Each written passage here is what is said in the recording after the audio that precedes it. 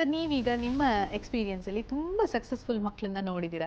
ನಿಜವಾಗಿಯೂ ಅವರು ಸಕ್ಸಸ್ಫುಲ್ ಆಗೋದಕ್ಕೆ ಏನು ಕಾರಣ ಅಂತ ನಿಮ್ಗನ್ಸುತ್ತೆ? Student success depends on determination, based on determination. ನಾನು ಯಾವಾಗಲೂ ಹೇಳ್ತೇನೆ, 3 skills are most important for students.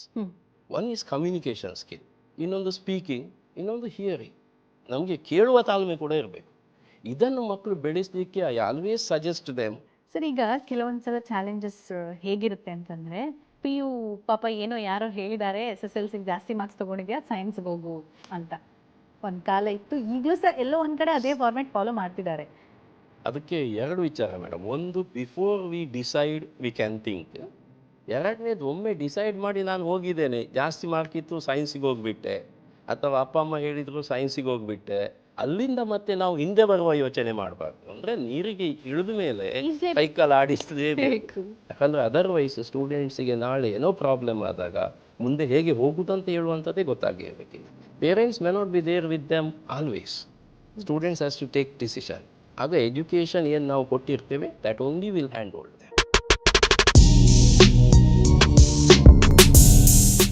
P U ಆದಮೇಲೆ ಯಾವ ಕೋರ್ಸ್ ತಗೊಳ್ಳಿ? ಸೈನ್ಸಾ, ಕಾಮರ್ಸಾ, ಆರ್ಟ್ಸಾ? ಅದನ್ನು ತಗೊಂಡ್ರೆ ನಾನು ಮುಂದೆ ಏನಾದರೂ ಚೇಂಜ್ ಮಾಡೋದಕ್ಕಾಗುತ್ತಾ? ಸಪೋಸ್ ನನಗೆ ಸೈನ್ಸ್ ಇಷ್ಟ ಆಗದೆ ಹೋಗ್ಬೋದು, ಅಥವಾ ಆರ್ಟ್ಸ್ ನನಗೆ ಚೇಂಜ್ ಮಾಡಬೇಕು ಅಂತ ಅನ್ನಿಸ್ಬೋದು. ಇದಕ್ಕೆಲ್ಲ ಆಪ್ಷನ್ಸ್ ಇದೆಯಾ? ಕರಿಯರಲ್ಲಿ ನಾವು ಈ ಥರ ಬದಲಾವಣೆಗಳನ್ನ ಮಾಡ್ಕೋಬೋದಾ? ಕಾಲೇಜ್ ಸೆಲೆಕ್ಟ್ ಮಾಡುವಾಗ ಇನ್ಫ್ರಾಸ್ಟ್ರಕ್ಚರ್ ನೋಡಿ ಸೆಲೆಕ್ಟ್ ಮಾಡೋದಾ, ಅಥವಾ ಬೇರೆ ಏನೇನು ವಿಷಯಗಳನ್ನು ನಾವು ಗಮನದಲ್ಲಿ ಇಟ್ಕೋಬೇಕಾಗತ್ತೆ? ಇಂತಹ ಹಲವು ಪ್ರಶ್ನೆಗಳಿಗೆ ಸ್ಟೂಡೆಂಟ್ಸ್ ಆ್ಯಂಡ್ ಪೇರೆಂಟ್ಸ್ ಎಲ್ರಿಗೂ ಕೂಡ ಯೂಸ್ಫುಲ್ ಆಗುವಂತಹ ಒಂದು ಕಾರ್ಯಕ್ರಮ ಕ್ಯಾಂಪಸ್ ಕನೆಕ್ಟ್. ಆ್ಯಂಡ್ ನಾನು ಮತ್ತೆ ವಾಪಸ್ ಬಂದಿದ್ದೀನಿ. ಇವತ್ತಿನ ನನ್ನ ಶೋ ಅಲ್ಲಿ ಗೆಸ್ಟ್ ಯಾರು ಅಂತ ಕೇಳಿದ್ರೆ doctor Prashant Rao, dean student welfare, Sahyadri engineering college of management, Mangaluru. ಅವ್ರನ್ನ ನಮ್ಮ ಶೋಗೆ ವೆಲ್ಕಮ್ ಮಾಡ್ತಾ ಇದ್ದೀನಿ. ನಮಸ್ತೆ ಸರ್, ಕಾರ್ಯಕ್ರಮಕ್ಕೆ ಸ್ವಾಗತ ನಿಮಗೆ. ನಮಸ್ತೆ ಮೇಡಮ್. ಸೊ ಸ್ಟೂಡೆಂಟ್ ವೆಲ್ಫೇರ್ ಅನ್ನುವಂಥದ್ದು ಹೊಸದಾಗಿ ಬಂದಂತಹ ಇತ್ತೀಚಿನ ವರ್ಷಗಳಲ್ಲಿ ನಾವು ಹೆಚ್ಚಾಗಿ ಕೇಳ್ತಾ ಇರುವಂಥ ಒಂದು ಪೊಸಿಷನ್. ಆ್ಯಂಡ್ ಸಾಮಾನ್ಯವಾಗಿ ಅವರ ರೆಸ್ಪಾನ್ಸಿಬಿಲಿಟೀಸ್ ಸ್ಟೂಡೆಂಟ್ಸ್ ವಿಷಯದಲ್ಲಿ ಏನೇನೆಲ್ಲ ಇರುತ್ತೆ ಸರ್?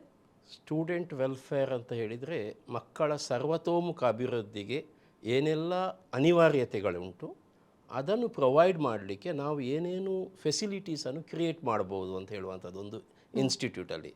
ಎಸ್ಪೆಷಲಿ ಪಾಠವನ್ನು ಅಕಾಡೆಮಿಕ್ಸ್ ನೋಡ್ಕೊಳ್ತಾರೆ. ಸೊ ಅಕಾಡೆಮಿಕ್ಸ್ನ ಜೊತೆ ಮಕ್ಕಳಿಗೆ ಸ್ಪೋರ್ಟ್ಸ್ ಬೇಕಾಗ್ತದೆ, ಕಲ್ಚರಲ್ ಬೇಕಾಗ್ತದೆ. ಹಾಸ್ಟೆಲಲ್ಲಿ ಮಕ್ಕಳು ಇರ್ತಾರೆ, ಹಾಸ್ಟೆಲ್ ಮಕ್ಕಳ ಸೇಫ್ಟಿ, ಹಾಸ್ಟೆಲ್ ಮಕ್ಕಳ ಅನಿವಾರ್ಯತೆಗಳು, ಹಾಸ್ಟೆಲ್ ಮಕ್ಕಳ ಅಗತ್ಯತೆಗಳು, ಇವುಗಳನ್ನೆಲ್ಲ ಏನಾದರೂ ಪ್ರಾಬ್ಲಮ್ ಮೊದಲೇ ಕೊಡಬೇಕು ನಾವು ಅವರಿಗೆಲ್ಲ. ಇಲ್ಲ ಏನೋ ಮಕ್ಕಳಿಗೇನೋ ಪ್ರಾಬ್ಲಮ್ ಅಂತ ಅನಿಸಿದರೆ they will reach out to us saying that ಇಂಥ ಪ್ರಾಬ್ಲಮ್ ಉಂಟು ನಮಗೆ, ಇದನ್ನು ಸಾಲ್ವ್ ಮಾಡ್ಬೋದಾ ಅಂತ. That is the role of student welfare dean. And we have a team for that. Student, welfare officers are there. All these together, we work for benefit of the student. Especially ಇವತ್ತಿನ ಮಕ್ಕಳು ನಿಮ್ಗೆ ಗೊತ್ತು, ತುಂಬ sensitive ಇರ್ತಾರೆ. ಸಣ್ಣ ಪುಟ್ಟ ವಿಚಾರಕ್ಕೆ ಅದನ್ನು ಅಡ್ಜಸ್ಟ್ ಮಾಡಲಿಕ್ಕೆ ಕಷ್ಟ ಆಗ್ತದೆ ಅವರಿಗೆ. ಅಂಥ ಸಂದರ್ಭದಲ್ಲಿ ನಾವು ಮಕ್ಕಳ ಜೊತೆ ಸ್ಟ್ರಾಂಗ್ ಆಗಿ ನಿಲ್ಲಬೇಕಾಗ್ತದೆ. ಎಷ್ಟು ಸ್ಟ್ರಾಂಗ್ ಆಗಿ ನಿಲ್ಲಬೇಕಾಗ್ತದೆ ಅಂತ ಹೇಳಿದ್ರೆ, ಸಾಲ್ವ್ ಮಾಡಿದ ಮೇಲೆ ಕೂಡ ನಾವು ಅವ್ರಿಗೆ ಹೇಳಬೇಕಾಗ್ತದೆ, ಇದು ಸಾಲ್ವ್ ಆಗಿದೆ, ಇನ್ನು ಮುಂದೆ ಹೀಗೆ ಹೋಗಬೇಕು, ನೀನು ಯಾವುದೇ ಪ್ರಾಬ್ಲಮ್ ಇರೋದಿಲ್ಲ ಅಂತ. ಅಷ್ಟು ಸೆನ್ಸಿಟಿವ್ ಇರ್ತಾರೆ. ಮತ್ತು ಅವರಿಗೆ ಪಕ್ಕ ಗೊತ್ತಾಗೋದಿಲ್ಲ ಇದು ಇಂಥ ಕೇಸ್ ನನಗೆ ಸಾಲ್ವ್ ಆಗಿದೆ ಅಂತ ಹೇಳುವಂಥದ್ದು. ಸೊ ಹಾಗಾಗಿ ನಮ್ಮ ದೊಡ್ಡ ರೋಲು ಸ್ಟೂಡೆಂಟ್ಸ್ ಕಂಫರ್ಟೇಬಲ್ ಆಗಿ ಕಾಲೇಜಲ್ಲಿ ಇರಬೇಕು. ಆಮೇಲೆ ಎಲ್ಲ ಆ್ಯಕ್ಟಿವಿಟೀಸಲ್ಲಿ ಸ್ಟೂಡೆಂಟ್ ಪಾರ್ಟಿಸಿಪೇಟ್ ಮಾಡಬೇಕು. It's not just academics. Every student must participate in one or other activities ಅಂತ ಹೇಳುವಂಥದ್ದು ನಮ್ಮ ಜವಾಬ್ದಾರಿ ಮೇಡಮ್. Yes, super. ನೋಡಿ, ಅಕಾಡೆಮಿಕ್ಸ್ ಮಾತ್ರ ಅಲ್ಲ, ಇದ್ರ ಜೊತೆಗೆ ಬೇರೆ ಆಕ್ಟಿವಿಟೀಸ್ ಕೂಡ ಇಂಪಾರ್ಟೆಂಟ್ ಅಂತ. Very important. ಎಸ್ ಸರ್, ನನ್ಗನ್ಸುತ್ತೆ ಈಗ ನಿಮ್ಮ ರೋಲ್ ಇನ್ನೂ ಜಾಸ್ತಿ ಆಗಿದೆ ಅಂತ.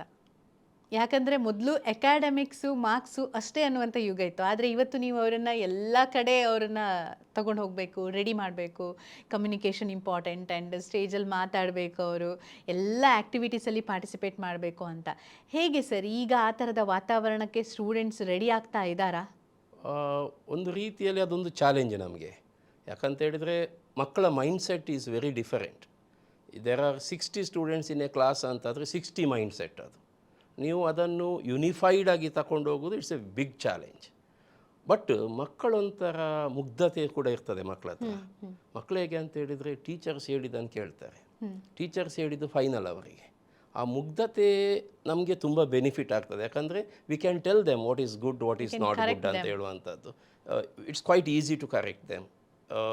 ಹಾಗಾಗಿ ನಮಗೆ ಚಾಲೆಂಜ್ ಆಗಿದ್ದರೂ ಕೂಡ we can easily do it, because ನಾವು ಇನಿಷಿಯಲ್ ಸ್ಟೇಜಲ್ಲೇ ಮಕ್ಕಳಿಗೆ ಹೇಳ್ತೇವೆ, so this is you have come for, ನಂದು engineering college, you have come for engineering, academics is most important. ಯಾಕಂದರೆ ಬೇಸ್ ನಾಲೆಜ್ ಇಲ್ಲದೆ ಯಾರು ಕೂಡ ಎಕ್ಸೆಲ್ ಆಗಲಿಕ್ಕೆ ಸಾಧ್ಯ ಇಲ್ಲ. But just academics may not give you the career, ಕೊಡಲಿಕ್ಕಿಲ್ಲ. ಹಾಗಾಗಿದ್ರೆ ನಿಮ್ಗೇನು ಬೇಕು ಅದನ್ನು ನಾವು ಮೊದಲೇ ಹೇಳ್ತೇವೆ ಅವರಿಗೆ. ನೀನು ಸ್ಕಿಲ್ಸ್ ಡೆವಲಪ್ಮೆಂಟ್ ಮಾಡ್ಕೊಳ್ಬೇಕು, ಸಾಧ್ಯ ಆದರೆ ಪ್ರಾಜೆಕ್ಟ್ಸ್ ಆದಷ್ಟು ಮಾಡಬೇಕು. ಅದರ ಜೊತೆಗೆ you can go for sports. Sports actually makes the student physically fit as well as mentally sound. ತುಂಬ ಒಳ್ಳೆಯ ಮಕ್ಕಳು, ಸ್ಪೋರ್ಟ್ಸ್ನ ಮಕ್ಕಳು 2-3 ಆಫರ್ ಇಟ್ಕೊಂಡು ಹೋಗಿದ್ದಾರೆ. ಓಕೆ. ಸೊ ಅಂಥದ್ದು ಸ್ಪೋರ್ಟ್ಸಿಗೆ ಹೋಗಬೇಕು, NSS ಆ್ಯಕ್ಟಿವಿಟಿಯಲ್ಲಿ ಪಾರ್ಟಿಸಿಪೇಟ್ ಮಾಡಬೇಕು, ಕಲ್ಚರಲಲ್ಲಿ ಪಾರ್ಟಿಸಿಪೇಟ್ ಮಾಡಬೇಕು ಅಂತ ಹೇಳಿ ಅವರ ಇಂಟ್ರೆಸ್ಟ್ ಬೇಸ್ ಆಗಿ ಅಥವಾ ಅವರಿಗೆ ಇಂಟ್ರೆಸ್ಟ್ ಕ್ರಿಯೇಟ್ ಮಾಡಿ ಒಂದು ಆದರೂ ಆ್ಯಕ್ಟಿವಿಟಿಗೆ ಅವರನ್ನು ಪುಷ್ ಮಾಡ್ತೇವೆ. ಹಾಗೆ ಒಮ್ಮೆ ಪುಷ್ ಮಾಡುವ ತನಕ ಮಾತ್ರ ನಮ್ಮ ಕೆಲಸ, ಅದಾದ ಮೇಲೆ they will carry it out. And it's A challenge but not A difficult task. And ಇನ್ನೊಂದು ಮಾತಿದೆ, ನೀವೀಗ ಇಂಜಿನಿಯರಿಂಗ್ ಕಾಲೇಜ್ ಆದ್ದರಿಂದ ಅಲ್ಲಿ ಎಲ್ಲರೂ ಸಹ ಕರಿಯರ್ ಓರಿಯೆಂಟೆಡ್ ಮಕ್ಕಳೇ ಇರೋದ್ರಿಂದ ಸ್ವಲ್ಪ ಈಸಿ ಇನ್ನೂ ಜಾಸ್ತಿ ಅಂತ ಅನ್ಸುತ್ತಾ ನಿಮಗೆ? ಲೈಕ್ ಬೇರೆಯವ್ರು ಹೇಳ್ತಾರೆ ಬೇರೆ ಸಬ್ಜೆಕ್ಟಲ್ಲಿ ಇರುವಂಥ ಮಕ್ಕಳು ಸ್ವಲ್ಪ ಗಲಾಟೆ ಜಾಸ್ತಿ ಇರುತ್ತೆ ಅನ್ನುವಂಥ ಮಾತೆಲ್ಲ ಇರುತ್ತೆ, ಇದು ಸತ್ಯ ಅನಿಸುತ್ತಾ? ಮಕ್ಕಳು ಎಲ್ಲ ಕಡೆ ಮಕ್ಕಳೇ, that is whether it's engineering, medical R degree, PUC, ಮಕ್ಕಳ ಮೈಂಡ್ಸೆಟ್ ಆಗಿರ್ತದೆ. ಅವರಿಗೆ ಓದಬೇಕು, ಕೆರಿಯರ್ ಬೇಕು, ಅದರ ಜೊತೆ ಗಲಾಟೆ ಗಮ್ಮತ್ತು ಎಲ್ಲವೂ ಬೇಕು ಅವರಿಗೆ. ಸೊ ಒಂದು ಲೆಕ್ಕದಲ್ಲಿ ಈಸಿ ಅಂತ ಅನಿಸ್ಬೋದು, ಕಂಪೇರ್ ಟು ಡಿಗ್ರಿ ಕಾಲೇಜ್ ನಮಗೆ ಈಸಿ ಅಂತ ಅನಿಸ್ಬೋದು. ಬಟ್ ಮಕ್ಕಳ ಮೈಂಡ್ಸೆಟ್ ಸೇಮ್ ಎಲ್ಲ ಕಡೆ, ಇಟ್ಸ್ ನಾಟ್ ಮಚ್ ಡಿಫರೆಂಟ್. ಗಲಾಟೆ ಸಣ್ಣ ಪುಟ್ಟ ಗಲಾಟೆ ಅಂತ ಹೇಳೋದಿಲ್ಲ ನಾನು ಅದನ್ನು, ವಿ ಕ್ಯಾನ್ ಸೇ ದ್ಯಾಟ್ ಅದು ಒಂಥರ ಮಕ್ಕಳಾಟಿಗೆ ಅಷ್ಟೇ. ಅದು ಎಲ್ಲ ಕಡೆ ಇರ್ತದೆ and it should be there. ಅದು ಇಲ್ಲದೆ ಅವರ college life may not be such a memorable one. ನನಗಿಲ್ಲಿ ನಿಮ್ಮ ಪಾಸಿಟಿವ್ ಮೈಂಡ್ಸೆಟ್ಟೇ ಕಾಣಿಸ್ತಾ ಇದೆ ಸರ್. ನೀವು ಅಂದರೆ ಈ ರೀತಿ ಒಂದು ಮನಸ್ಥಿತಿ ಇದ್ಬಿಟ್ರೆ ನಾವು ಕಂಪ್ಲೇಂಟೇ ಮಾಡಲ್ಲ, ಇರೋದನ್ನ ಸರಿ ಮಾಡ್ತೀವಿ ಅಷ್ಟೇ. ನಾವು ಸರಿ ಕಾಮನ್ ಅಂತ. ಸರಿ ಬಟ್ ಎಷ್ಟೋ ಜನ ನೋಡಿ ಮಕ್ಕಳು ಚೇಂಜ್ ಆಗಿದ್ದಾರೆ, ಈಗಿನ ಮಕ್ಕಳು ಮಾತು ಕೇಳಲ್ಲ, ಈಗಿನ ಮಕ್ಕಳು ಹಾಗೆ ಹೀಗೆ ಅಂತ ನಾವು ಕಂಪ್ಲೇಂಟ್ಸೇ ಮಾಡ್ತಾ ಇದ್ದಾರೆ. ನಮ್ಮ ನೆಕ್ಸ್ಟ್ ಜನ್ರೇಷನ್ನ ಸರಿ ಮಾಡೋದಕ್ಕೆ ಆಗೋದಿಲ್ಲ. Yes, they will listen. I always believe that every student listen to us and there is no bad student ನನ್ನ at all. ಎಕ್ಸ್ಪೀರಿಯನ್ಸಲ್ಲಿ I am not a teacher, but ನಾನು ಯಾವಾಗ ಕಾಲೇಜ್ ವಿಸಿಟ್ ಎಲ್ಲ ಮಾಡ್ತೀನಲ್ಲ, ನನಗಾಗ ಅನಿಸಿದ್ದು ಮಾತು ಕೇಳದೇ ಇರುವಂತಹ ಮಕ್ಕಳಿದ್ದಾರೆ ಅಂತ ನನಗೆ ಅನ್ನಿಸ್ಲೇ ಇಲ್ಲ. ಎಲ್ಲಿ ಹೋದ್ರೂ ಕೇಳ್ತಾರೆ. ಇಲ್ಲವೇ ಇಲ್ಲ, ಯಾವ ಮಕ್ಕಳು ಸಹ ಮಾತು ನಾವು ಕೇಳಲ್ಲ. ಮಾತಾಡೋ ರೀತಿ ಮೇ ಬಿ ಅವರ ಲೆವೆಲ್ಗೆ ನಾವು ಇಳಿಬೇಕಾಗತ್ತೆ. ಕೆಲವೊಮ್ಮೆ ತುಂಬ ಸೀರಿಯಸ್ ಆಗಿ ಹೇಳಿದ್ರು ಅವ್ರಿಗೆ ಮೇಲೆಯಿಂದನೇ ಹೋಗುವಂಥ ಸಾಧ್ಯತೆ ಇದೆ. ನಾವು ಸ್ಟೂಡೆಂಟ್ ಲೈಫಿಗೆ ಹೋಗ್ಬೇಕಾಗತ್ತಾ ಅಂತ ಅಲ್ವಾ? ಅದೇ ದೊಡ್ಡ ಚಾಲೆಂಜ್. ಪುನಃ ನಾವು ಅವರ ಲೆವೆಲಿಗೆ ಇಳಿದು ನಾವು ಅವರಿಗೆ ಮಾತಾಡಬೇಕು. ಆಮೇಲೆ ಇನ್ನೊಂದು ವೆರಿ ಸಿಂಪಲ್ ಟ್ರಿಕ್ಸ್ ಇದೆ ಅದರಲ್ಲಿ. You connect to parents first as a teacher. ಒಮ್ಮೆ ಮಕ್ಕಳಿಗೆ ನನ್ನ ಟೀಚರಿಗೂ ನನ್ನ ಪೇರೆಂಟಿಗೂ ಕನೆಕ್ಷನ್ ಇದೆ, ಮಾತುಕತೆ ಇದೆ ಅಂತ ಗೊತ್ತಾದರೆ they will be very careful ಆಗಿರ್ತಾರೆ. ಅದರ ಜೊತೆಗೆ ಅವ್ರ ಮಾತು ಕೇಳ್ತಾರೆ. ಅವ್ರಿಗೆ ಗೊತ್ತು ನಮ್ಮ ಪೇರೆಂಟ್ಸ್ ಇನ್ವೆಸ್ಟ್ ಮಾಡಿದ್ದಾರೆ, ನಾವು ಕೆರಿಯರ್ ಬಿಲ್ಡ್ ಮಾಡಬೇಕು ಅಂತ ಹೇಳುವಂಥದ್ದು ಅವ್ರಿಗೆ ಗೊತ್ತು. ಎಲ್ಲೋ ಸಣ್ಣ ಪುಟ್ಟ ದಾರಿ ತಪ್ಪಿ ಹೋಗಿರ್ತಾರೆ, ಅದನ್ನು ಸರಿ ಮಾಡೋದು as a teacher it is our responsibility and we are there for that only. So take everything in a positive sense and make sure that students go in right path. ಅಷ್ಟೇ ನಮ್ಮ ಕೆಲಸ. ಸರ್, ನೀವೀಗ ನಿಮ್ಮ ಎಕ್ಸ್ಪೀರಿಯನ್ಸಲ್ಲಿ ತುಂಬ successful ಮಕ್ಕಳನ್ನ ನೋಡಿದ್ದೀರಾ.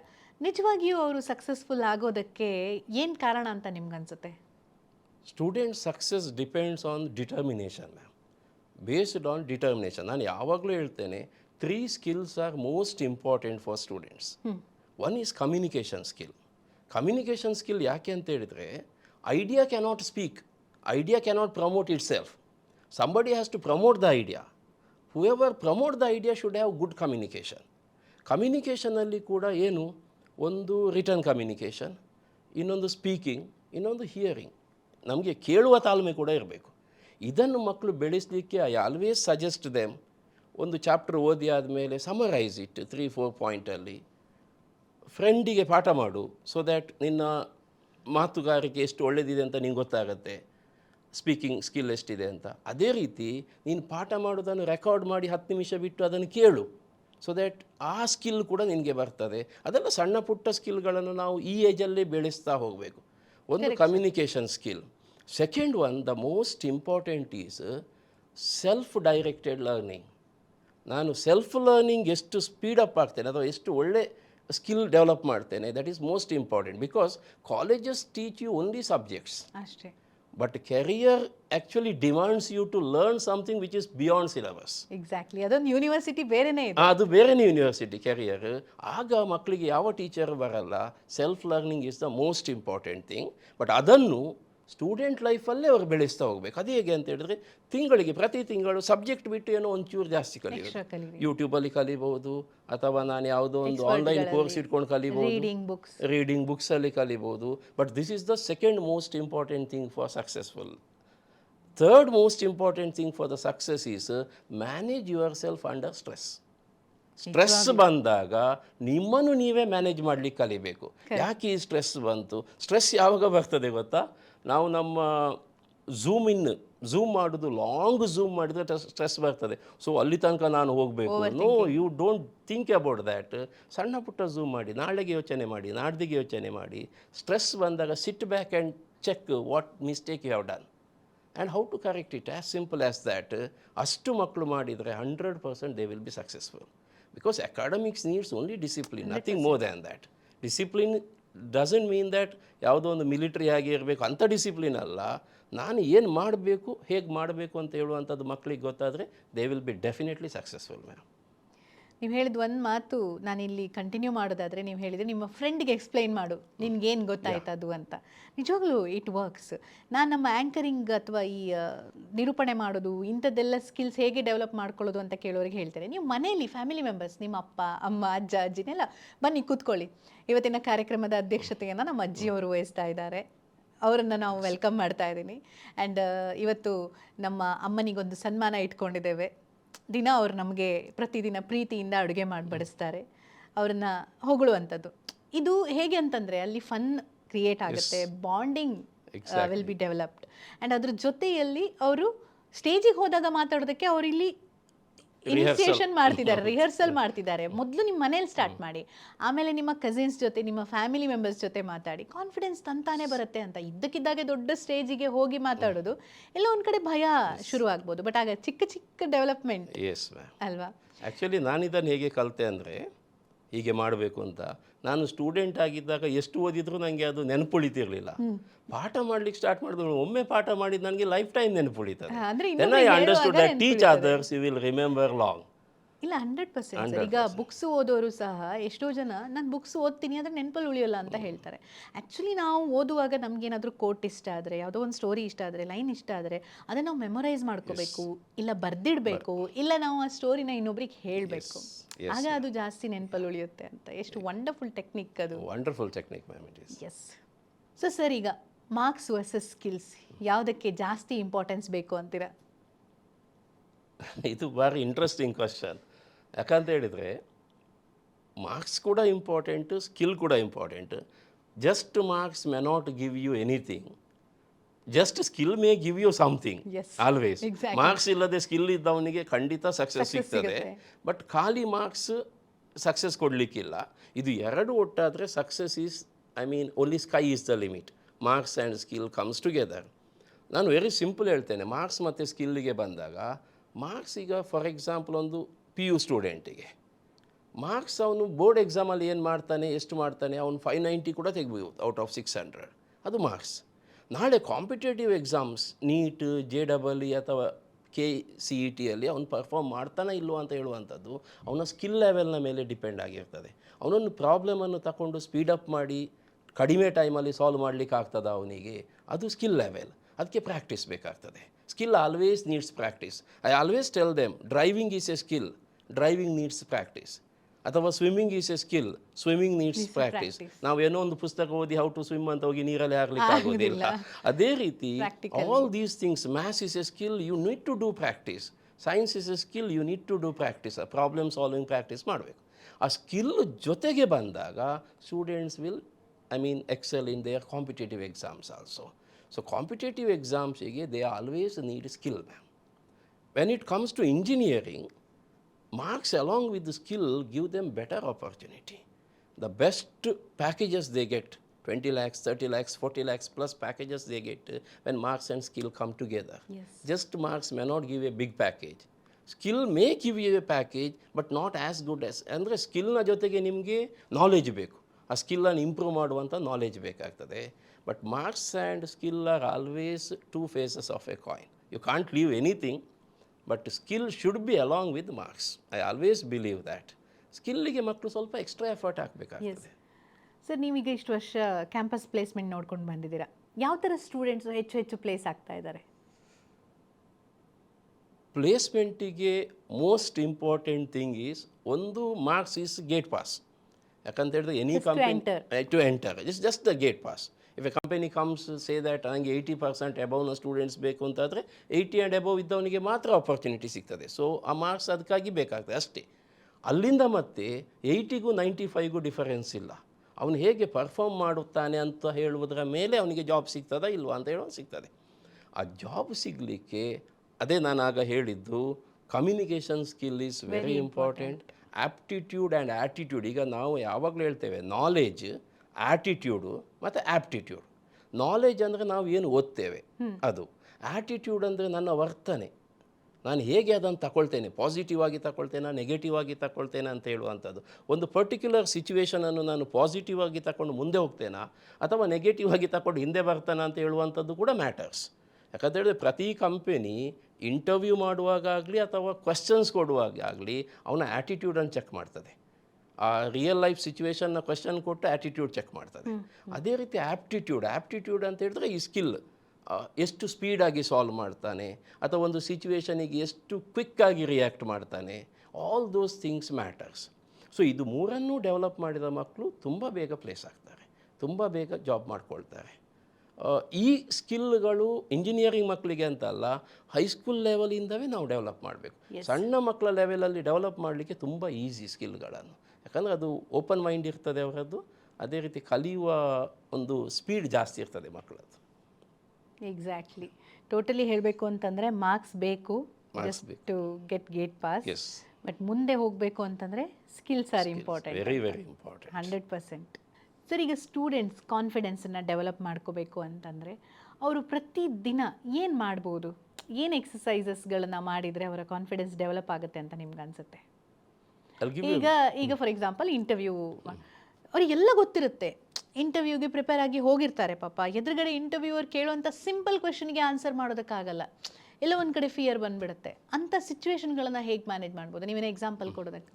ಈಗ ಮಕ್ಕಳು ಇದನ್ನೆಲ್ಲ ಒಂದು ಸ್ಟೂಡೆಂಟ್ಸ್ ಡೆವಲಪ್ ಮಾಡಬೇಕಾದ್ರೆ ಇಟ್ಸ್ ಲೈಕ್ ಪ್ರಾಕ್ಟೀಸಲ್ಲೇ ಬರ್ತದೆ. ಒಂದು ಆ ಪ್ರಾಕ್ಟೀಸ್ ಹೇಗೆ ಆಗ್ತದೆ ಅಂತ ಹೇಳಿದ್ರೆ, ಮಲಗುವ ಮೊದಲು ನಾವು ಬೇಕಾದರೆ ನಾಳೆ ಬೆಳಿಗ್ಗೆದು 3 ಜಾಬ್ ಯಾವುದು, ನನಗೆ 3 ಮೇಜರ್ ವರ್ಕ್ ಯಾವುದು ಅಂತ ಡಿಸೈಡ್ ಮಾಡೋದು.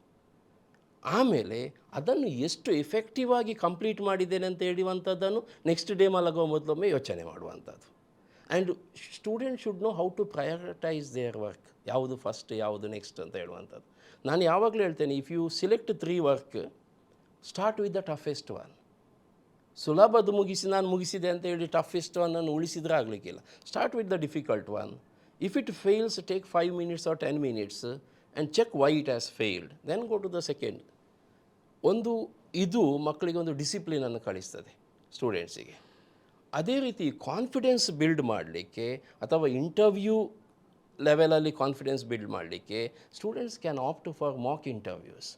ಮಾಕ್ ಇಂಟರ್ವ್ಯೂ ಯಾರೋ ಬಂದು ಮಾಡಬೇಕು ಅಂತಿಲ್ಲ, ಅವರವರ ಫ್ರೆಂಡ್ಸ್ ನಡುವೆ ಇಂಟರ್ವ್ಯೂ ಮಾಡ್ಕೊಳ್ತಾ ಹೋಗ್ಬೋದು ಅವರು. ಲೈಕ್ ನೀವು ಈಗ ಹೇಳಿದಾಗೆ ಮನೆಯಲ್ಲಿ ಆ್ಯಂಕರಿಂಗ್ ಮಾಡಿದಾಗೆ, classroom without teacher teaches them a lot. Classroom with teacher ಒಂದಷ್ಟು ಅವರಿಗೆ ಟೀಚ್ ಮಾಡ್ತದೆ. Classroom students without teacher ಮಕ್ಕಳನ್ನು ಮಾತ್ರ ಬಿಟ್ಟರೆ ಅಲ್ಲಿ ಅವರು ಸಿಕ್ಕಾಪಟ್ಟೆ ಕಲಿತಾರೆ. ಅವರ ಜೊತೆಗೆ ಕೂತ್ಕೊಂಡು ಅವರೇ ಇಂಟರ್ವ್ಯೂ ಮಾಡಿಕೊಂಡು ಅವರೇ ಆನ್ಸರ್ ಮಾಡ್ತಾ ಹೋಗಿ ಅದನ್ನು ರೆಕಾರ್ಡ್ ಮಾಡಿ ಕೇಳಿದರೆ ಮಕ್ಕಳು ಬೇಗ ಕಲಿತಾರೆ and confidence will be increased. ಮಕ್ಕಳಿಗೆ ಒಮ್ಮೆ ಗೊತ್ತಾದರೆ yes I can do it ಅಂತ, they will do any work.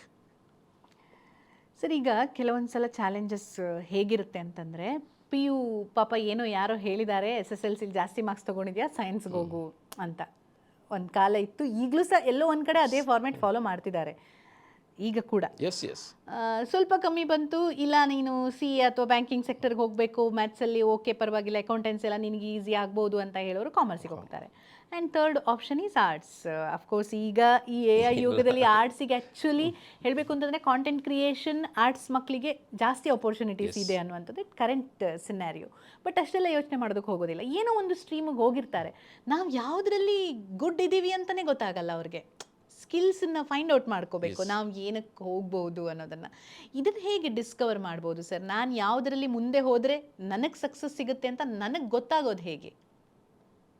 ಅದಕ್ಕೆ ಎರಡು ವಿಚಾರ ಮೇಡಮ್. ಒಂದು, before we decide we can think. ಎರಡನೇದು, ಒಮ್ಮೆ ಡಿಸೈಡ್ ಮಾಡಿ ನಾನು ಹೋಗಿದ್ದೇನೆ, ಜಾಸ್ತಿ ಮಾರ್ಕ್ ಇತ್ತು ಸೈನ್ಸಿಗೆ ಹೋಗಿಬಿಟ್ಟೆ, ಅಥವಾ ಅಪ್ಪ ಅಮ್ಮ ಹೇಳಿದರು ಸೈನ್ಸಿಗೆ ಹೋಗಿಬಿಟ್ಟೆ, ಇಲ್ಲ ಫ್ರೆಂಡ್ ಸೈನ್ಸಿಗೆ ಹೋದ ನಾನು ಹೋಗಿಬಿಟ್ಟೆ, ಅಲ್ಲಿಂದ ಮತ್ತೆ ನಾವು ಹಿಂದೆ ಬರುವ ಯೋಚನೆ ಮಾಡಬಾರ್ದು. ಅಂದರೆ ನೀರಿಗೆ ಇಳಿದ ಮೇಲೆ ಕೈಕಾಲು ಆಡಿಸಲೇಬೇಕು. ಹಾಗಾಗಿ I always believe that interest can be developed. Interest ಅದು ಬಾರ್ನ್ ಇಂಟ್ರೆಸ್ಟ್ ಒಂದು, ಇಂಟ್ರೆಸ್ಟ್ ಕ್ಯಾನ್ ಬಿ ಡೆವಲಪ್ಡ್. ಒಬ್ಬ ಸ್ಟೂಡೆಂಟ್ ಪಿ ಯು ಸಿಗೆ ಎಂಟ್ರ್ ಆದರೆ ಅವನಿಗೆ 2 years ಟೈಮ್ ಇದೆ ಇಂಟ್ರೆಸ್ಟ್ ಡೆವಲಪ್ ಮಾಡ್ಕೊಳ್ಳಿಕ್ಕೆ. Focus on that, interest will be developed. Very simple. ಇಲ್ಲ ಅದಕ್ಕಿಂತ ಮೊದಲೇ ಡಿಸೈಡ್ ಮಾಡೋದಾದರೆ, ಫಾರ್ ಎಕ್ಸಾಂಪಲ್ ನನಗೆ ಸೈನ್ಸ್ ಓದುವಾಗ ಕ್ವಶನ್ಸ್ ಜಾಸ್ತಿ ಬರ್ತದ, ಕ್ಯೂರಿಯಾಸಿಟಿ ಜಾಸ್ತಿ ಆಗ್ತದ. ಹೈಸ್ಕೂಲಲ್ಲಿ ಸೈನ್ಸ್ ಓದುವಾಗ ನನಗೆ ಕ್ಯೂರಿಯಾಸಿಟಿ ಜಾಸ್ತಿ ಆಗ್ತದ, ಕ್ವಶನ್ಸ್ ಇನ್ನೂ ಬರ್ತಾ ಇರ್ತದೆ, ಇದು ಯಾಕೆ ಹೀಗೆ ಅಂತ ಹೇಳುವಂಥದ್ದು. ಅಂಥ ಕ್ಯೂರಿಯಾಸಿಟಿ ಇದ್ದರೆ definitely I can take up science. ಇಲ್ಲ ನನಗೆ ಸೈನ್ಸ್ ಓದುವಾಗ ಒಮ್ಮೆ ಓದಿ ಮುಗಿಸುವ ಅಂತ ಅನ್ನಿಸ್ತದ, ಅಥವಾ ಮ್ಯಾಥ್ಸ್ ಪ್ರಾಬ್ಲಮ್ ಮಾಡುವಾಗ ಒಮ್ಮೆ ಸಾಲ್ವ್ ಮಾಡುವ, ಅಥವಾ ಬಯಟ್ ಹೊಡೆದಾದರೂ ಹೋಗಿ ಹಾಕಿ ಬರುವ ಅಲ್ಲಿ ಅಂತ ಅನ್ನಿಸ್ತದ. ಆಗ it's better to deviate from there. ಸುಮ್ಮನೆ ಅಲ್ಲಿ ಹೋಗಿ ಪುನಃ ಕಷ್ಟಪಡೋದಕ್ಕಿಂತ you can take up commerce or you can take up arts, because every field has a scope when you excel in that speed. That's it. ನಾನು ಏನೋ ಒಂದು ಸೈನ್ಸಲ್ಲಿ ಎಲ್ರಿಗೂ job ಆಗ್ತದೆ, ನಾನು ಸೈನ್ಸ್ ತಗೊಂಡ್ರೆ ಜಾಬ್ ಆಗ್ತದೆ, ಡೆಫಿನೆಟ್ಲಿ ನಾಟ್. ಯಾಕಂದ್ರೆ ನಾನಲ್ಲಿ ಎಕ್ಸೆಲ್ ಆಗದೆ ನನಗೆ ಅಲ್ಲಿ ಒಂದು ಒಳ್ಳೆ ಕೆರಿಯರ್ ಸಿಗೋದಿಲ್ಲ. But interest can always be developed. ನಮಗೆ ಯಾವುದು ಬೇಕು ಅಂತ ಹೇಳುವಂಥದ್ದು ನಮಗೆ ಗೊತ್ತಾಗದಿದ್ದರೆ, choose a field, develop the interest, don't think negative at all. ಪ್ರತಿಯೊಂದನ್ನು ಪಾಸಿಟಿವ್ ಆಗಿ ತಗೊಳ್ಳಿ, ಇಂಟ್ರೆಸ್ಟ್ ಡೆವಲಪ್ ಮಾಡ್ಕೊಳ್ಳಿ, you can excel in that. ಅಷ್ಟೇ, ವೆರಿ ಸಿಂಪಲ್ ಮೇಡಮ್. ಅದು ಸರ್, ಈಗ ಕರಿಯರನ್ನು ಚೇಂಜ್ ಮಾಡ್ಕೋಬೋದಾ ಆಪ್ಷನ್ಸ್? ಈಗ ಏನೋ ಅವನು ಇಂಜಿನಿಯರಿಂಗಿಗೆ ಬಂದಾಗಿದೆ, ಇಂಜಿನಿಯರಿಂಗ್ ಮಾಡ್ದ ಅಥವಾ ಡಾಕ್ಟರ್ ಆದ, ಆದರೆ ಅವನಿಗೆ ಇನ್ಯಾವುದೋ ಒಂದು ಫೀಲ್ಡಲ್ಲಿ ಇಂಟ್ರೆಸ್ಟ್ ಇದೆ. ಈ ಸ್ವಿಚ್ಚಿಂಗ್, ಕೆಲವರು ಹೇಳ್ತಾರೆ ಅಯ್ಯೋ ನಾನು ಇದನ್ನು ಮಾಡಬಾರ್ದಾಗಿತ್ತು, ನನಗೆ ಇನ್ನೇನೋ ಇಷ್ಟ ಅಂತ. ಆದರೆ ಅವರನ್ನೊಂದು ಭಯ ಕಾಣಿಸುತ್ತೆ. ಅಂಥವ್ರಿಗೆ ಏನು ಸಜೆಷನ್ ಕೊಡ್ತೀರಾ sir? Switching of their career. I understand. ಮಕ್ಕಳದ್ದು ಒಂದು ಪ್ರಾಬ್ಲಮ್, ಅಥವಾ ಸ್ಟೂಡೆಂಟ್ಸ್ ಇದು ಒಂದು ಪ್ರಾಬ್ಲಮ್ ಏನಂತ ಹೇಳಿದರೆ, ನಾನು ಇದೇ ಕೆರಿಯರಲ್ಲಿ ಅಥವಾ ಪಾತಲ್ಲಿ ಕಂಟಿನ್ಯೂ ಆದರೆ ನನ್ನ ಲೈಫ್ ಮುಗೀತು ಅಂತ ಹೇಳುವಂಥ ಒಂದು ದೊಡ್ಡ ಮಾಹಿತಿ ಇರ್ತದೆ ಅವರಲ್ಲಿ. I always believe that first job is just the starting point. It is not the final thing. You know that engineers end up as chief ministers, Yes. and commerce graduates end up as designers. Arts people end up at tech field. So career change ಮಾಡೋದು ದೊಡ್ಡ ವಿಷಯವೇ ಅಲ್ಲ. ಇದು just starting point ಅಷ್ಟೇ. But ಪದೇ change ಮಾಡಲಿಕ್ಕೆ ಹೋಗೋದು it's not good. How many times we can switch, that is most important. Very simple. ನಾನು ಇವತ್ತು ಕೆರಿಯರ್ ಸ್ಟಾರ್ಟ್ ಮಾಡಿದರೆ ಇನ್ನು 5-6 ವರ್ಷದಲ್ಲಿ I should settle in that. Because ಇವತ್ತಿನ ಸ್ಟೂಡೆಂಟ್ಸಿಗೆ ಒಂದು ಕೆರಿಯರ್ ಚೂಸ್ ಮಾಡುವ ಮೊದಲು lot of investment is done by the parents. ಆ ಇನ್ವೆಸ್ಟ್ಮೆಂಟಿಗೆ ಜಸ್ಟಿಸ್ ಇವರು ಕೊಡಲೇಬೇಕು ಸ್ಟೂಡೆಂಟ್ಸ್. ಮತ್ತು ಪೇರೆಂಟ್ಸ್ ಆಸ್ಪಿರೇಷನ್ ಇರ್ತದೆ. ಪದೇ ಸ್ವಿಚ್ ಮಾಡ್ತಾ ಹೋದರೆ we may not end up anywhere. At least 3 to 4 ಸ್ವಿಚಿಂಗಲ್ಲಿ we should able to understand that what is my path. Yes, exactly. But always remember that career is not linear. First ಜಾಬೇ final job ಅಲ್ಲ. As I told, engineers can become CM, chief ministers. And yes, ನನಗೆ PCMB PUC background, ಅದಾದಮೇಲೆ BCA, bachelor of computer application. ಅಲ್ಲಿಂದ MCAಗೆ ಹೋಗೋದು ಬಿಟ್ಟು MBA ಮಾಡಿದೆ, and ಮತ್ತೆ ಬಂದಿದ್ದು media. All depends on complete change over ಅಂತಂದರೆ ಎಲ್ಲ ಕಡೆನೂ ಶಿಫ್ಟಿಂಗ್. ಬಟ್ ಆವಾಗಲೇ ನನಗೆ ಈ ಕಮ್ಯುನಿಕೇಷನಲ್ಲಿ ಇಂಟ್ರೆಸ್ಟ್ ಇದೆ ಅನ್ನೋದು ಗೊತ್ತಾಗಿದ್ರೆ ನನಗೆ ಜರ್ನಲಿಸಮ್ ಸೆಲೆಕ್ಟ್ ಮಾಡ್ಬೋದಿತ್ತು. ಬಟ್ ಆ ಟೈಮಲ್ಲಿ ಜರ್ನಲಿಸಮ್ ಸೆಲೆಕ್ಟ್ ಮಾಡೋದ್ರ ಬಗ್ಗೆ ಯೋಚನೆನೇ ಇರಲಿಲ್ಲ. ಯಾಕಂದರೆ ಮಾರ್ಕ್ಸ್ ಬಂದಿದೆ ಸೈನ್ಸು, ಅದೊಂದೇ ಆಪ್ಷನ್ ಇದ್ದಿದ್ದು. ತುಂಬ ಜನರ ಜೀವನದಲ್ಲಿ ಹೀಗಾಗುತ್ತೆ ಅನ್ನುವಂಥದ್ದು ಅದನ್ನು ಕೂಡ ಸಹಜ ಅಂತ ಪೇರೆಂಟ್ಸ್ ಕೂಡ ಸ್ವೀಕಾರ ಮಾಡಬೇಕು. ಎಕ್ಸಾಕ್ಟ್ಲಿ, ಪೇರೆಂಟ್ಸ್ ಕೆಲವೊಮ್ಮೆ parents pressure, pear pressure, okay ನಮ್ಮ ಫ್ಯಾಮಿಲಿಲಿ ಎಲ್ಲರೂ ಹೀಗಾಗಿದ್ದಾರೆ ನೀನು ಇದೇ ಆಗು. ಕೆಲವರಿಗೆ ಇನ್ನೂ ಕೆಲವೊಂದನ್ನು ಪ್ರೊಫೆಷನ್ ಆಗಿ ತಗೊಳ್ತಾನೆ ಇಲ್ಲ. ಇದು ಸ್ಟೂಡೆಂಟ್ಸಿಗೆ ಕೆಲವೊಮ್ಮೆ ಬರ್ಡನ್ ಆಗುತ್ತೆ ಕೂಡ. ಕೆಲವೊಂದು ಪ್ರೊಫೆಷನ್ಗಳನ್ನ ಒಪ್ಕೊಳ್ಳೋದೇ ಇಲ್ಲ, ಇದಿಷ್ಟೇ ಪ್ರೊಫೆಷನ್ ಅಂತ. ಈಗ ಆ್ಯಕ್ಟಿಂಗ್, ನಿಜವಾಗಿ ಆ್ಯಕ್ಟಿಂಗ್ ಕರಿಯರ್ಗೆ ಹೋಗಿ ಸಹ ಅದರಲ್ಲಿ ಸಕ್ಸಸ್ ಆದವರು ಇರ್ತಾರೆ. ಆ್ಯಂಡ್ ಸ್ಟಿಲ್ ಅದಕ್ಕೆ ಸಪೋರ್ಟ್, ಮ್ಯೂಸಿಕ್ ಇರ್ಬೋದು ಅಥವಾ ಆರ್ಟ್ಸ್, ಬೇರೆ ಬೇರೆ ರೀತಿಯಾದಂಥ ಒಂದು ಇಂಟ್ರೆಸ್ಟ್, ಸ್ಪೋರ್ಟ್ಸ್. ಸ್ಟೂಡೆಂಟ್ಸ್ಗೆ ಇನ್ನೊಂದು ಬಿಗ್ಗೆಸ್ಟ್ ಪ್ರಾಬ್ಲಮ್ ಇದೆ ಇವತ್ತಿನ ಸ್ಟೂಡೆಂಟ್ಸಿಗೆ. ಒಂದು ಪೇರೆಂಟ್ಸ್ ಆಸ್ಪಿರೇಷನ್, ಇನ್ನೊಂದು ಅವರ ಇಂಟ್ರೆಸ್ಟ್, ಪ್ಯಾಷನ್. ಇದನ್ನು ಮ್ಯಾನೇಜ್ ಮಾಡಲಿಕ್ಕೆ student has to do that, because research ಮಾಡಬೇಕು. They cannot neglect parents aspiration. ಅದರ ಜೊತೆಗೆ ನನ್ನ ಪ್ಯಾಷನನ್ನು ಹೇಗೆ ಕಂಟಿನ್ಯೂ ಮಾಡುವಂಥದ್ದು ಅಂತ ಹೇಳಿ ಕನ್ವಿನ್ಸ್ ಮಾಡಬೇಕು. ಪೇರೆಂಟ್ಸ್ ಪಾಪ ಎಷ್ಟು ಆಸೆ ಇಟ್ಕೊಂಡಿರ್ತಾರೆ. ಪೇರೆಂಟ್ಸ್ ಆಸ್ಪಿರೇಷನ್ ಜೊತೆಗೆ ನಾವು ಮುಂದೆ ಹೋಗಬೇಕು, ಆಗ ಮಾತ್ರ ಸಕ್ಸಸ್ಫುಲ್ ಆಗ್ತದೆ. ನಾವು ಪೇರೆಂಟ್ಸನ್ನು ಬಿಟ್ಟು ಹೋಗಿ ನಾನು ನನ್ನ ಪ್ಯಾಷನನ್ನೇ ನೋಡ್ಕೊಳ್ತೇನೆ ಅಂತ ಹೇಳಿದರೆ I may be successful, but not all the time. Yes, 100%. ಅದಕ್ಕೆ ಪೇರೆಂಟ್ಸ್ ವರ್ಸಸ್ ಪ್ಯಾಷನ್ ಅಂತ ಹೇಳುವಾಗ ಆ ಪ್ರಶ್ನೆ ಕೂಡ ಇತ್ತು ನನ್ನಲ್ಲಿ. ನೀವು ಉತ್ತರ ಈಗಾಗಲೇ ಕೊಟ್ರಿ. ಇನ್ನೊಂದೇನಪ್ಪ ಅಂತಂದರೆ, ಈಗ ಒಂದು ಮಾತು ಇತ್ತೀಚೆಗೆ ಕೇಳಿ ಬರ್ತಾ ಇದೆ ನೋಡಿ, ನೀವು ನಿಮ್ಮ ಮಕ್ಕಳಿಗೆ ಲಕ್ಷಾಂತರ ಹಣ ಸುರಿದು ದಡ್ಡರಾಗಬೇಡಿ ಅಂತಂದರೆ ಫಾರಿನ್ನಲ್ಲಿ ಓದಿಸೋದು ಅಥವಾ ದೊಡ್ಡ ದೊಡ್ಡ ಕಾಲೇಜಲ್ಲಿ ಓದಿಸಿದ್ರೆ ಮಾತ್ರ ಕರಿಯರ್ ಅನ್ನುವಂತಹ ಒಂದು ವಿಷಯದಲ್ಲಿ ತುಂಬ ಜನರ ಥಿಂಕಿಂಗ್ ಅದಿರುತ್ತೆ. ಇಲ್ಲ, ಇನ್ನು ಮುಂದೆ ಹಾಗಿಲ್ಲ, ನೀವು ಅಷ್ಟೊಂದೆಲ್ಲ ಎಜುಕೇಷನ್ಗೆ ಹಣ ಸುರಿಯುವಂಥ ಅವಶ್ಯಕತೆ ಇಲ್ಲ ಅಂತ. ಇದ್ರ ಬಗ್ಗೆ ಏನು ಹೇಳ್ತೀರಾ ಸರ್? ಅದು ವೇಸ್ಟ್ ಅನ್ನುವಂಥ ಮಾತುಗಳು. In a simple thing, education is foundation. ನೀವು ಹಣ ಕೊಟ್ಟು ಕಲಿಸ್ತೀರಾ ಅಥವಾ ಹಣ ಕೊಡದೆ ಅಥವಾ ಗೌರ್ಮೆಂಟ್ ಸೀಟಲ್ಲೇ ಕಲಿಸ್ತೀರಾ, that is different. But foundation ಮಕ್ಕಳಿಗೆ ಬೇಕೇ ಬೇಕು. Education may not teach them how to lead their life, but education will definitely teach them if something comes in between, ಏನೋ ಪ್ರಾಬ್ಲಮ್ ಆಯಿತು, ಅಲ್ಲಿ ನಾನು ಹೇಗೆ ಸೊಲ್ಯೂಷನ್ ಫೈಂಡ್ ಔಟ್ ಮಾಡಬೇಕು ಅಂತ ಹೇಳುವಂಥದ್ದನ್ನು ಬೇಸಿಕ್ ಎಜುಕೇಷನ್ ಅವರಿಗೆ ಟೀಚ್ ಮಾಡಿಯೇ ಮಾಡ್ತದೆ. ಬಟ್ ಹಣ ಸುರಿಯುವಂಥದ್ದು ಡಿಪೆಂಡ್ಸ್. ಅಂದರೆ ಯಾರ್ದು, ಈಗ ನಾವು ಶರ್ಟ್ ತಗೊಳ್ಳುವಾಗ ಸಹ ನಾವು ನೋಡ್ತೇವೆ, branded shirt is always costly. ನಾವಲ್ಲಿ ನೋಡಲಿಕ್ಕಾಗೋದು, ನಮಗೆ ಶರ್ಟ್ ತಗೊಳ್ಳುವಾಗಲೂ ಗೊತ್ತಿರ್ತದೆ ಇದು ಬ್ರ್ಯಾಂಡೆಡ್, ಹಾಗಾಗಿ ಇದು ಕಾಸ್ಟ್ಲಿ ಅಂತ. ಬಟ್ ಪೇರೆಂಟ್ನ ಎಷ್ಟು ತಾಕತ್ತಿದೆ, ಅವರಿಗೆ ಎಷ್ಟು ಇನ್ವೆಸ್ಟ್ ಮಾಡ್ಬೋದು, ಅದರ ಮೇಲೆ ಅಷ್ಟೇ ಪೇರೆಂಟ್ಸ್ ಡಿಸೈಡ್ ಮಾಡಬೇಕು ಯಾವ ಕಾಲೇಜ್ ಅಥವಾ ಯಾವ ಯೂನಿವರ್ಸಿಟಿ ಅಂತ ಹೇಳುವಂಥದ್ದನ್ನು. But don't deny education to the students. Education at least they should have a graduation degree. ಅಷ್ಟು ಎಜುಕೇಷನ್ ಕೊಡಲೇಬೇಕು ಪೇರೆಂಟ್ಸ್. ಯಾಕಂದರೆ ಅದರ್ವೈಸ್ ಸ್ಟೂಡೆಂಟ್ಸಿಗೆ ನಾಳೆ ಏನೋ ಪ್ರಾಬ್ಲಮ್ ಆದಾಗ ಮುಂದೆ ಹೇಗೆ ಹೋಗುವುದು ಅಂತ ಹೇಳುವಂಥದ್ದೇ ಗೊತ್ತಾಗಿರಲಿಕ್ಕಿಲ್ಲ. Parents may not be there with them always. Students has to take decision. ಆಗ ಎಜುಕೇಷನ್ ಏನು ನಾವು ಕೊಟ್ಟಿರ್ತೇವೆ that only will hand hold them. Yes. And ಒಂದು ಕೊನೆ ಕ್ವೆಶನ್ನು, ತುಂಬ ಸಲ ಕೆಲವು ಸ್ಟೂಡೆಂಟ್ಸ್ ಪಾಪ ಅವ್ರ ಮನಸ್ಸಲ್ಲೂ ಕೂಡ ಇರುತ್ತೆ, ಒಳ್ಳೆ ಕಾಲೇಜಲ್ಲಿ ಅಂತಂದರೆ ಟಾಪ್ ಕಾಲೇಜಸಲ್ಲಿ ಓದಿದ್ರೆ ಮಾತ್ರ ಸಕ್ಸಸ್ ಆಗೋದಕ್ಕೆ ಸಾಧ್ಯ, ಅಲ್ಲಿ ಕ್ಯಾಂಪಸ್ ಪ್ಲೇಸ್ಮೆಂಟ್ ಇರುತ್ತೆ, ಎಲ್ಲವೂ ಇರುತ್ತೆ. ಆ್ಯಂಡ್ ನಾನೇನಾದರೂ ಸಾಧಾರಣ ಕಾಲೇಜಲ್ಲಿ ಓದಿದರೆ, ಎಕ್ಸಾಂಪಲ್ ಅವರು ಸರಿಯಾಗಿ ಕೋಚಿಂಗ್ ತೊಗೊಳ್ಳದೆ ಇರ್ಬೋದು ಅಥವಾ ರ್ಯಾಂಕ್ ಕಮ್ಮಿ ಬಂದಿರ್ಬೋದು, ಅವ್ರಿಗೆ ಒಳ್ಳೊಳ್ಳೆ ಕಾಲೇಜ್ ಸಿಗೋದಿಲ್ಲ. ಅಂಥ ಸಿಚುವೇಷನಲ್ಲಿ ನಾನು ಈ ಕಾಲೇಜಲ್ಲಿ ಓದಿದ್ರು ಒಂದೇ ಬಿಟ್ಟರು ಒಂದೇ ಅನ್ನುವಂತಹ ಮನಸ್ಥಿತಿ ಕೂಡ ಇರುತ್ತೆ, ಕೆಲವು ಪೇರೆಂಟ್ಸಲ್ಲೂ ಕೂಡ ಇರುತ್ತೆ. ಇದು ನಿಜವಾಗಿಯೂ ಅವರ ಸೋಲು ಗೆಲುವನ್ನು ನಿರ್ಧರಿಸುತ್ತಾ ಸರ್ ಕಾಲೇಜ್ಗಳು? ನೋ, ಕಾಲೇಜುಗಳು ಈಗ ಯಾವುದೇ ಕಾಲೇಜ್ ನಾವು ತಗೊಂಡ್ರೂ ಸಿಲೆಬಸ್ಸು ಸೇಮ್. ಸಿಲೆಬಸ್ಸು ತುಂಬ ಏನು ಚೇಂಜಸ್ ಇರೋದಿಲ್ಲ. ಬಟ್ ಎಲ್ಲಿ ನಾವು ಅರ್ಥ ಮಾಡ್ಕೊಳ್ಬೇಕು ಅಂದರೆ, ನನಗೆ ಕಾಲೇಜ್ ಸಪೋರ್ಟ್ ಕ್ಯಾಂಪಸ್ ಪ್ಲೇಸ್ಮೆಂಟಿಗೆ ಕಮ್ಮಿ ಉಂಟು ಒಂದು ಕಾಲೇಜಲ್ಲಿ ಅಂತಾದರೆ ನನ್ನ ಎಫರ್ಟ್ ಜಾಸ್ತಿ ಆಗಬೇಕಾದ್ರೆ. ನಾನು ಯಾವಾಗಲೂ PUC ಮಕ್ಕಳಿಗೆ ಹೇಳ್ತಾ ಇರ್ತೇನೆ, ಈಗ ಎಫರ್ಟ್ ಹಾಕಿ, ಈಗ ಎಫರ್ಟ್ ಹಾಕಿದರೆ ಒಳ್ಳೆ ಕಾಲೇಜ್ ಸಿಕ್ಕಿದರೆ ಇಲ್ಲಿಯ 50% ಹಾಕಿದರೆ ಸಾಕು, ನೀವು ಅಲ್ಲಿ ಹೋಗಿ ಇಂಜಿನಿಯರಿಂಗ ಮೆಡಿಕಲ್. ಅಲ್ಲಿ ಇಲ್ಲಿ ನೀವು ಎಫರ್ಟ್ ಕಡಿಮೆ ಹಾಕಿದರೆ ಇದು ಡಬಲ್ ಎಫರ್ಟ್ ನೀವು ಕಾಲೇಜಿಗೆ ಹೋಗಿ ಹಾಕಬೇಕು ಅಂತ ಹೇಳುವಂಥದ್ದು.